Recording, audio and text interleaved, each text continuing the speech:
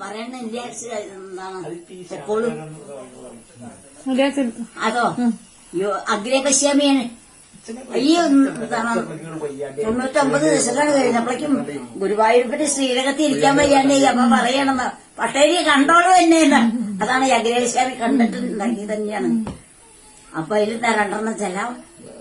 യോഗീന്ദ്രാണാം തുതങ്കേഷ്വധിക സുമധുരം മുക്തിഭാജാം നിവാസോ ഭക്താനാം കാമവർഷദ്യുതരു കിസലയം.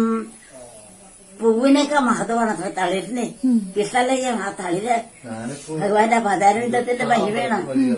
നാഥതേ പാദമൂലം നിത്യം ചിത്തസ്ഥിതം മേ പവനപുരപദേ കൃഷ്ണ കാരുണ്യസിന്ധോ കൃത്വാ നിശേഷതാവാൻ പ്രതിശതു പരമാനന്ദ സന്തോഷ.